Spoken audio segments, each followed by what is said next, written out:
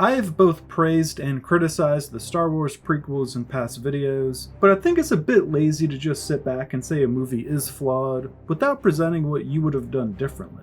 So in this video, I'll take a look at the villains throughout the prequel trilogy and explain how I would have personally structured their narratives.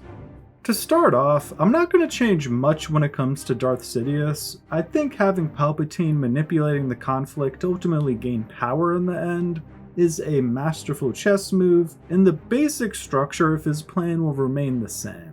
He'll still operate from the shadows for the most part, so his screen time as Sidious will remain limited, and he'll work to lure Anakin to the dark side in a similar fashion. And Darth Maul will still serve as the front and center villain for the Phantom Menace, but we're making one big change. We're not cutting him in half. And I know he came back later in the Clone Wars, but George meant to kill him off here, and it was a huge mistake in my opinion. You somehow, against all odds, created a villain who is visually different from Darth Vader, but at the same time just as intimidating. So he's gonna stick around. I'll have him get stabbed in his abdomen by Obi-Wan, or something along these lines in the Duel of the Fates fight, and Qui-Gon will suffer a more gruesome injury from Maul. So my version of Phantom Menace will end with Qui-Gon dead, and the fate of Maul left ambiguous. Obi-Wan assumes he killed him, but perhaps that isn't the case. Wink wink. Also, as a small note, I'm gonna age Anakin up a bit, so that he's about 4 years younger than Obi-Wan. I know this doesn't have much to do with fixing the villains, but Anakin being so young never made sense to me, and them being closer in age will make them feel more like brothers. And the last change I'll make here is showing Count Dooku in Episode 1. He'll only have 5 to 10 minutes of screen time, but just enough to have a scene or two with Qui-Gon to wish him well in his battle with Maul, and to give Obi-Wan a few words of encouragement as well. At this point, Dooku is a full-fledged member of the Jedi Order, but is similarly misaligned with their views on the Force, kind of like Qui-Gon. After a 2-year time jump, my version of Episode 2 would open with a massive invasion on a planet that we've never seen before.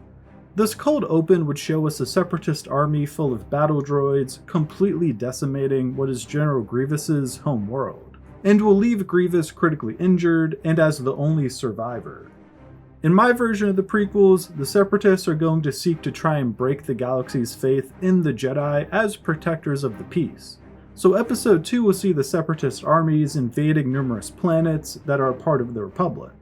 And this opening will end with a flash forward to the next day that sees Count Dooku, now wearing all grey robes, finding Grievous amongst all of the wreckage and sensing that he is still alive, struggling to hold on to life with a burning desire for vengeance. If you watched my Count Dooku Had Potential video, you probably know where I'm going with this, but I would have Count Dooku as a third party to the central clash between the Jedi and the Separatists throughout this trilogy, and have him trying to find a middle ground between the dark and the light, a grey order if you will. The death of his apprentice Qui-Gon in the previous film will have opened his eyes to the dead end that walking the path of the Jedi is. So essentially I'd structure this trilogy as a three-way conflict. You have the Jedi Order headed by Yoda, the Separatist forces secretly headed by Palpatine, and then a Grey Order headed by Count Dooku. I like this because it adds layers to the conflict of the prequels and presents the possibility that both the Sith and the Jedi are wrong. Dooku would have taken a few Jedi with him after departing, and would go on to train a cybernetically repaired Grievous to be his second in command. Count Dooku would like the fact that Grievous is not Force sensitive, as he would not have a strong pull to either side of the Force, and would have an easier time staying in the gray of everything. To compensate for his lack of Force abilities, Dooku would train Grievous to be a stellar swordsman. Episode 2 would end with the third act reveal of Darth Maul as the figurehead of the Separatist army that had been tormenting Republic planets throughout the movie, a major shock for Obi-Wan of course, and would end with a Geonosis-style massive battle between a bunch of Jedi and a droid army spearheaded by Maul. The conflict would be fairly evenly matched, with the Jedi being more skilled, but the droids outnumbering them. After 10 to 15 action-packed minutes, this battle would get interrupted by a small fleet of ships headed by Count Dooku, who would announce that he's declaring war on both sides and that he has found the true path to enlightenment in the Force. Dooku's fleet would then begin attacking the planet from the sky and force both the Jedi and Separatists to flee. allowing the Count to claim Geonosis as his Grey Order's home base. The final chapter of my trilogy would see all three forces on the brink of losing the war. This conflict has taken its toll on everyone, and it is unclear who is going to come out on top. But the one thing that is clear is that this conflict won't last much longer. I would structure Episode 3 with a major conflict as the end note of each act of the film. Act 1 would end with a three-way clash between Maul, Grievous, and Kenobi. Darth Maul hates Kenobi for injuring him at the end of Episode 1, General Grievous would hate Maul for being the head of the Separatist army that decimated his home world, Kenobi hates Maul for killing Qui-Gon, and Grievous would also partly blame the Jedi for allowing his home world to be destroyed when they were meant to be the keepers of peace. Plenty of drama and animosity to go around here. And after a Duel of the Fates style clash, both Maul and Grievous will end up slain, and Kenobi walks away victorious. So uncivilized. Act 2 would see Palpatine step out of the shadows finally. With the Jedi mostly killed or spread thin across the galaxy, Sidious, in a dark robe concealing his identity, would march through the Jedi Temple with a small droid army, with the aim of killing every Jedi he came across. And Dooku would have a similar plan. With his star pupil and General Grievous killed, and who he thought to be the Separatist leader in Darth Maul also dead, he would make one last-ditch effort to end the conflict by attacking the Jedi Temple, and taking out their leader as well. So this scene would see Yoda, Anakin, and a few other Jedi at the temple trying to fight off two forces, and would end with another three-way clash between the light, the dark, and the gray. Anakin and Yoda representing the light, Sidious representing the dark, and Dooku representing the gray.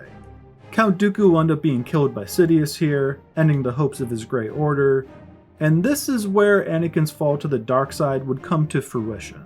Anakin would step out of the fight and seem conflicted at this point. He knows he should be helping Yoda fight Palpatine, but Palpatine has been like a father to him. Here, both Yoda and Sidious will plead for Anakin's help, as they both know that Anakin will turn the tide of this evenly fought battle depending on who he sides with. And both are astute enough in the Force to realize that Anakin is conflicted. And you can write Anakin's decision to help Sidious any way you'd like. Maybe you can keep the visions of Padme dying and have Sidious promise to teach him how to save her life. But the big thing is that Anakin will ultimately choose temptation and strike at Yoda here, injuring Yoda and forcing him to flee, causing the Jedi Temple to fall. And Act 3 would see the classic clash between Anakin and Obi-Wan. And I'm not going to change much with this fight. Is it a little over the top and theatrical? Yeah, it is. But I also think that this works for what their conflict represents. In my version, I'll have Sidious send Anakin to kill Obi-Wan as a final test of how committed he is to being a Sith. And a conflicted Anakin will tell Padme of what he is being sent to do, which will inspire Padme to follow him, in order to stop this duel between her husband and one of her best friends. And from here, things essentially play out the same way, except the Obi-Wan and Anakin fight won't be competing for screen time with the Yoda and Sidious bout. It will get our sole attention. So in my remix of the prequel trilogy, Darth Maul is the same reserved but badass force that he is in The Phantom Menace, and is given more to do as the leader of the Separatist army in episodes 2 and 3. General Grievous gets introduced an episode earlier, and is less of a villain and more of a tragic character seeking vengeance for the death of his family. And Count Dooku is still a villain, but one who thinks he is doing what needs to be done to forge a path between the light and the dark side. And I'd actually established that Dooku views himself as the chosen one, so this creation of the Grey Order would be his interpretation of bringing balance to the Force and living out his purpose. If you made it this far, I hope you enjoyed, and thanks for watching. If you agree, disagree, or just have general thoughts on my creative choices here, as always, I'd love to hear you in the comments. Until next time, peace.